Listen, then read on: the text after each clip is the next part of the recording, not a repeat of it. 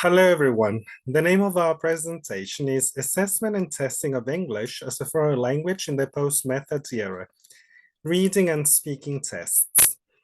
Well, today I'm speaking on behalf of the following people.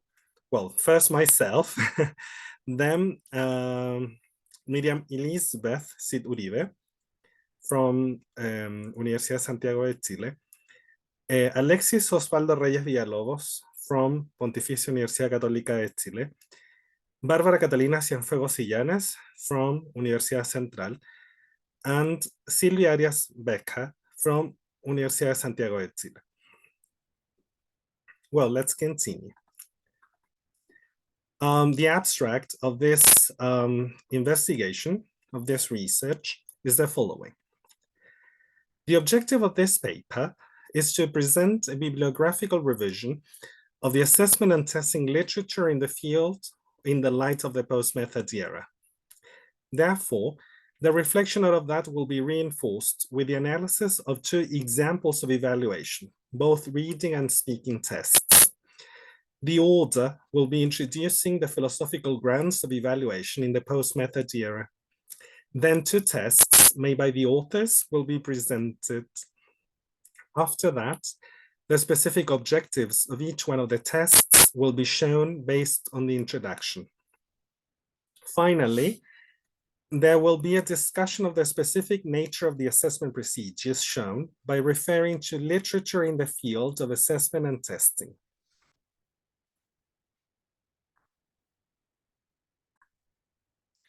Well, the keywords for this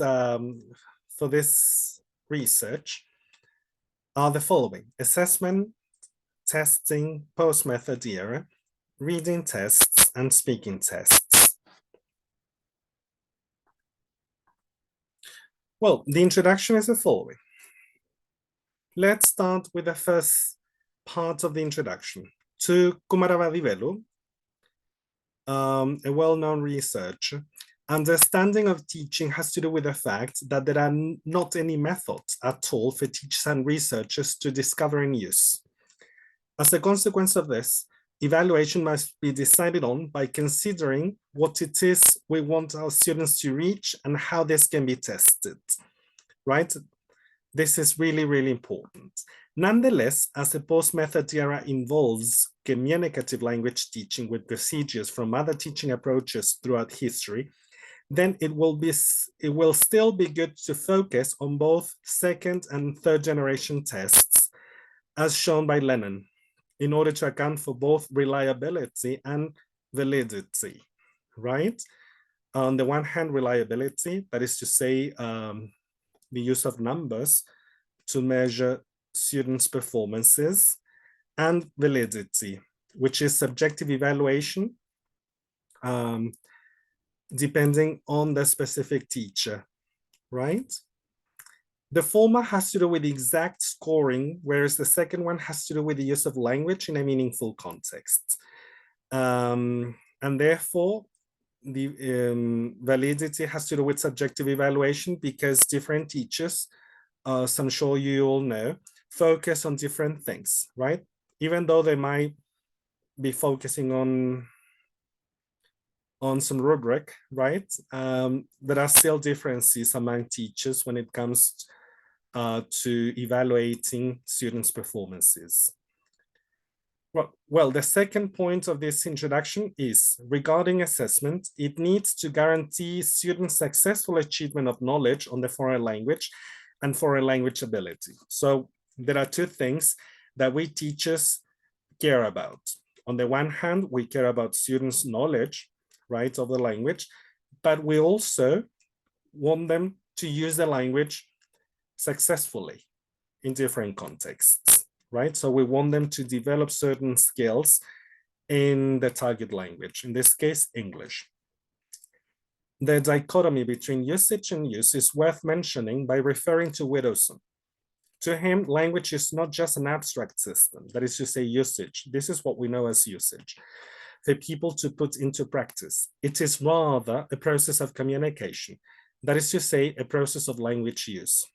Thus, a teacher's role is that of going for use and usage so as to make foreign language learning take place, right? So we want people to show knowledge of the language on the one hand, but we also want them to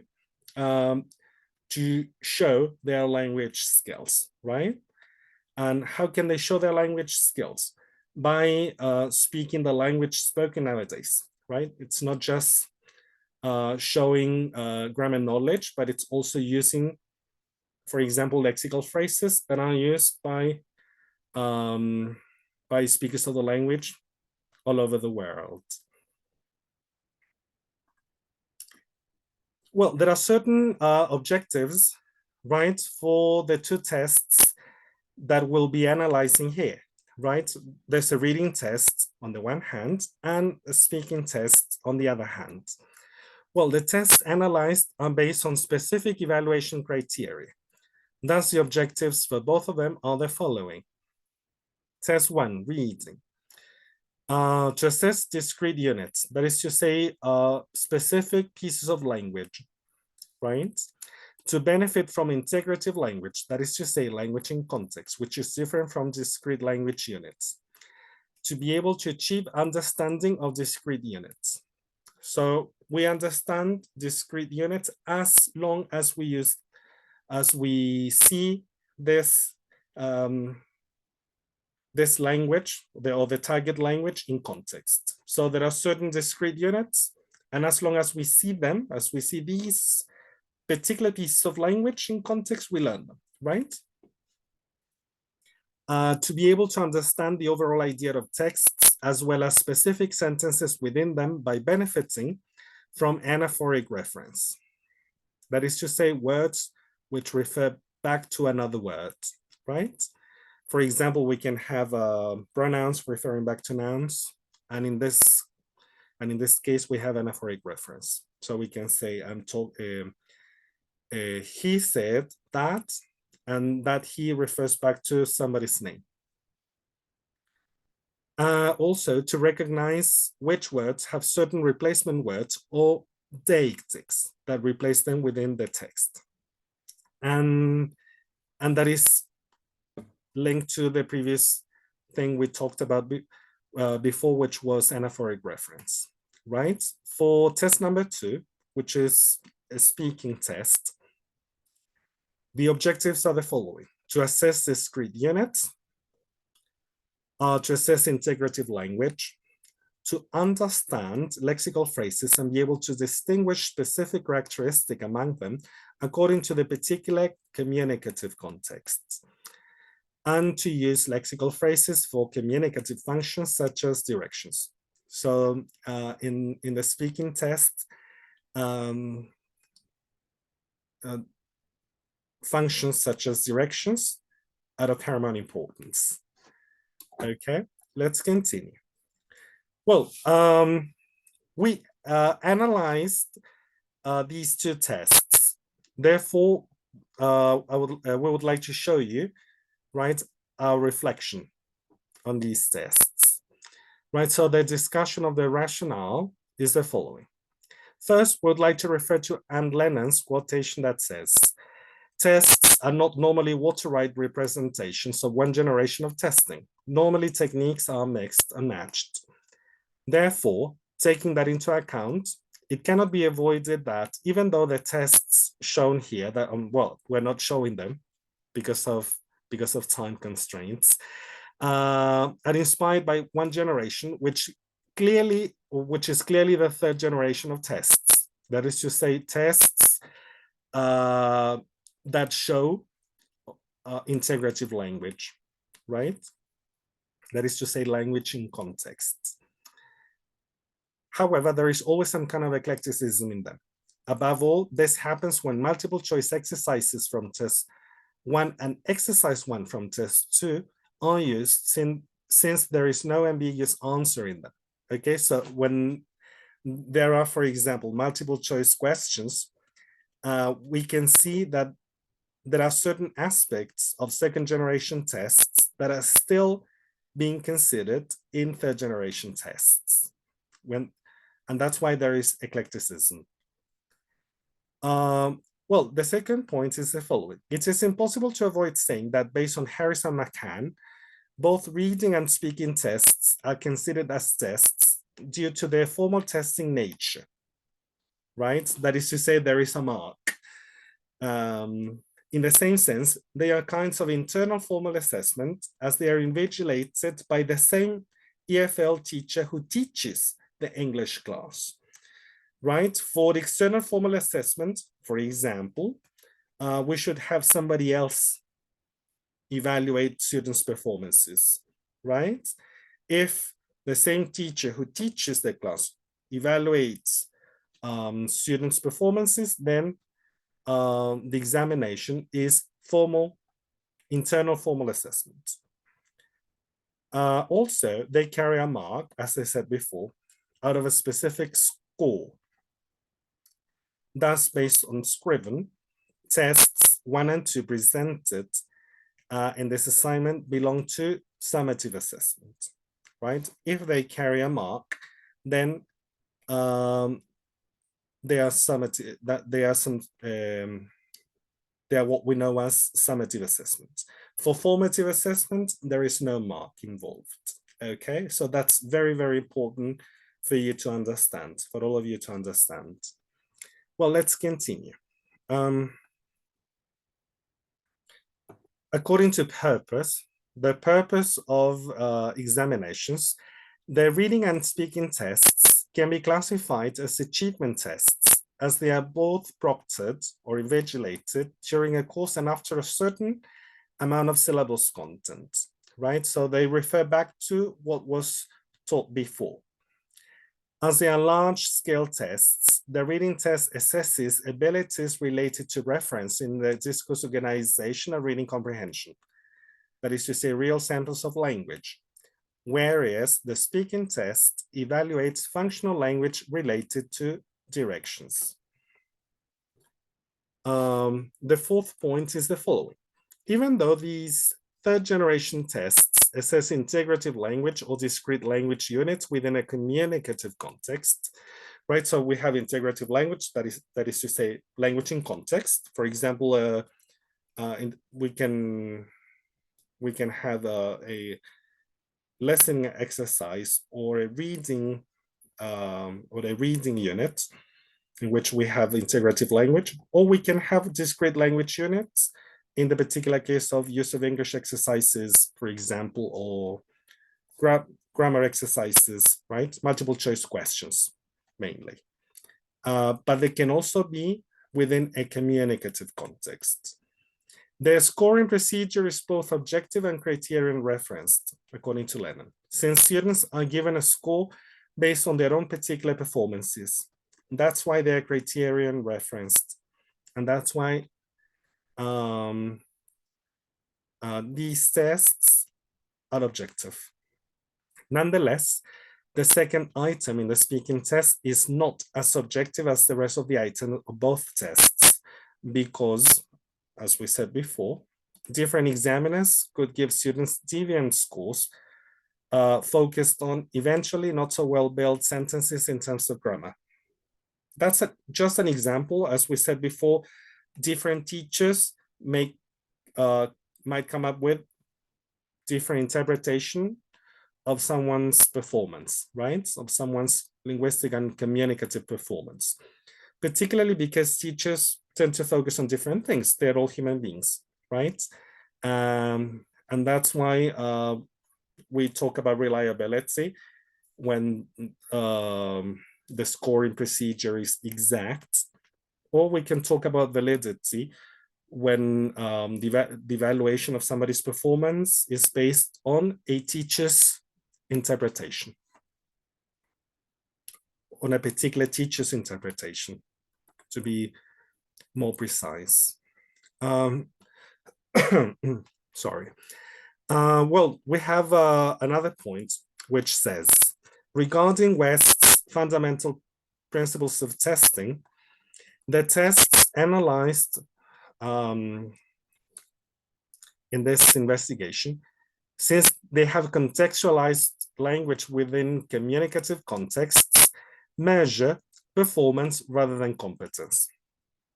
we would dare say that since performance is in nature and systematic, Chomsky, that is what can really be given a particular score based on students' answers, right? So we have, for example, language competence or communicative competence. That is to say, how much people know and can do with the language they know. But we have performance. Performance is what they do at a particular moment when they are being evaluated. And that's what we know, right? Even maybe thanks to formative evaluation, right? Teachers can actually know more about students' communicative competence, right? But that doesn't happen in the particular case of summative evaluation.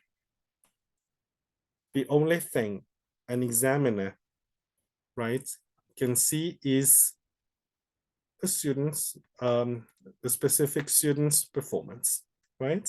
What he or she can do with the language at that particular moment of being evaluated. Moreover, since communicative competence is what matters in third generation tests, right?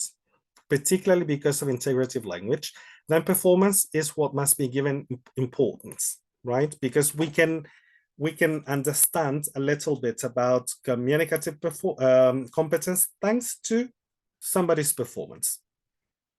Additionally, since questions are based on particular communicative contexts, language use rather than language usage, language use is the language as it is, or the target language as it is both spoken and written nowadays by speakers of the language around the world, and language usage, which is the system, right?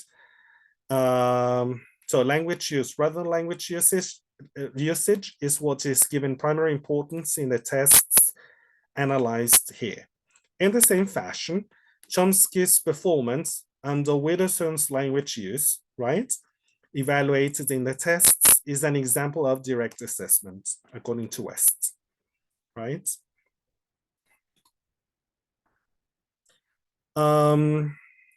Notwithstanding all what has previously been said, it is hard to state whether discrete points or discrete language units and integrative language are mutually exclusive in both the reading and the speaking tests. In fact, in the whole reading test and item 1 of the speaking test, the type of scoring has both high reliability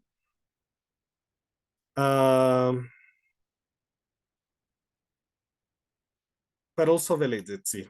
However, we cannot deny the communicative context those questions are taken from, okay? And that's why they are both reliable and valid. That way, it could be said that there is some kind of eclecticism or mixture in the tests. Following West's principles, the reading test assesses a receptive skill, that is to say, reading, whereas the speaking test evaluates a productive one. We know that it is speaking, right? Also, as both of them are achievement tests based on Lennon, right? Because we want to know what a student has achieved, right? Thanks to what he or she has learned in English language classes, right? They're a type of backward-looking assessment in the sense that they evaluate language as part of a syllabus on a course. When we talk about backward-looking assessment, we're talking about assessment that is based on a particular curriculum, right? That is to say, what has been previously taught in class, right? When we talk about forward-looking assessment, we're just measuring students' abilities, right? We want to know what students can do with the language in the future. When we talk about backward-looking assessment, we're focusing on a curriculum, what people have been taught already, and maybe how much they remember and how much, what they can do with the language, rather than how much, what they can do with the language, thanks to what they have already learned. Nevertheless, they could also be a forward-looking kind of assessment, right? Since the evaluation of integrative language may account for students' communicative competence in the target language to be used at a future time. As I said before, forward-looking assessment, right, shows what students can do with the language in the near future. There are some international examinations, such as IELTS or TOEFL, which measure, right, students' abilities, right? So they show you what students or what people can do with the language.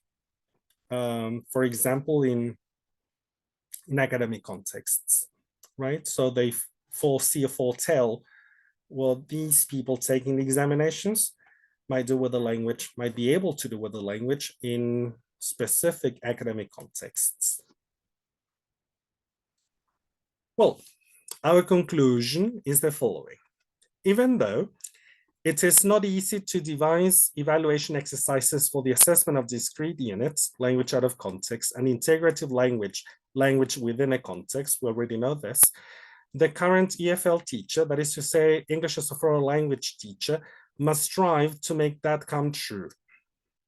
Therefore, we must benefit from third generation tests, which are based on the communicative language teaching approach, since they aim at showing how much a student can do with a target language.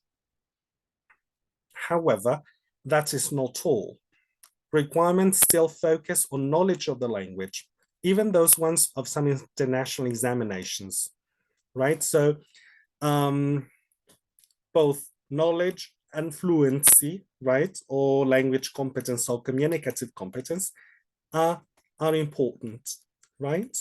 And that's why, although third generation tests are of paramount importance nowadays, aspects of second generation tests are still important. For example, multiple choice questions. Therefore, second generation tests are not old-fashioned, as they can actually help us evaluate that necessary aspect of language learning, that is to say, knowledge, right? As we know, there are two aspects of language learning. On the one hand, we have language learning, which is conscious language learning, and language acquisition, which is subconscious language learning. So how can we measure what people know about the target language, in this particular case about English, by means of multiple choice questions, for example. That is why we would dare focus on third generation tests only in as much as the post method year is actually replacing communicative language teaching, and this new trend expects us to be both communicative and eclectic if language knowledge is to be assessed. So we should always go for eclecticism, right? So it's not just about using, sticking to certain trends, but it's also about being eclectic because it is necessary, right? We always need to assess or to evaluate both things, language learning and language acquisition. Thank you very much.